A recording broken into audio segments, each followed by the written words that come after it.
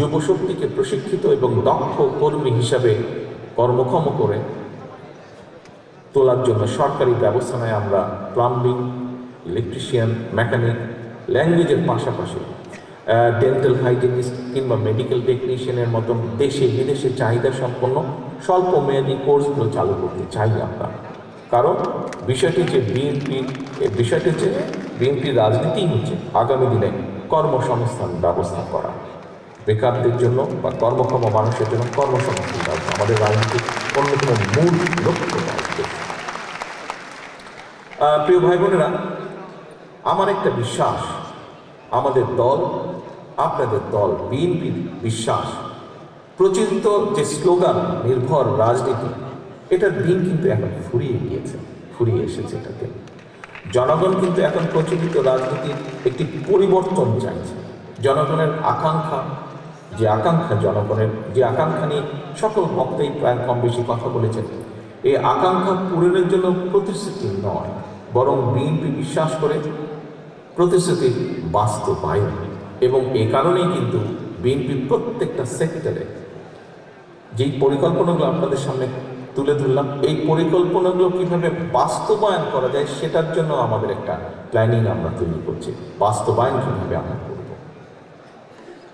আজকের এই যুব সমাজের মাধ্যমে দেশের তরুণ যুবশক্তির কাছে আমার আবেদন, আপনারা বিএনপির গণমুখী কর্মপরিকল্পনাগুলো দেশের সকলের সামনে, জনগণের সামনে তুলে ধরুন।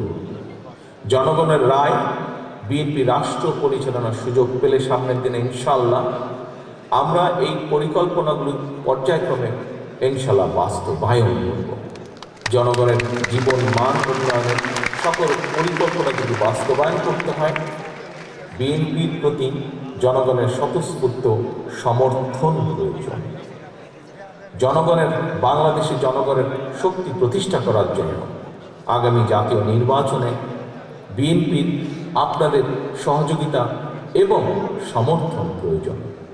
অন্তর্বর্তীকালীন সরকার এবং নির্বাচন কমিশন জানিয়েছে, ফ্যাসিবাদের ১.৫ দশক পর ফ্যাসিস্ট মুক্ত বাংলাদেশে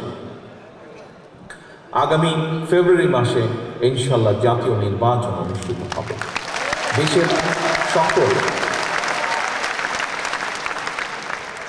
দেশের সকল নারী, পুরুষ, ছাত্র, তরুণ, যুব সমাজ সহ দেশের সর্বস্তরের জনগণের কাছে আমার আহ্বান, আগামী নির্বাচনে ধানের শীষে ভোট দিন, দেশ গড়ার সুযোগ। আবারও আমি বলি, দেশের সর্বস্তরের জনগণের কাছে আমার আহ্বান, আগামী নির্বাচনে ধানের শীষে ভোট দিন, দেশ গড়ার সুযোগ। আমি আজকে নিউ ইয়র্ক থেকে সম্প্রচারিত TVN 24 টেলিভিশন বিশ্বজুড়ে বাঙালির কণ্ঠস্বর।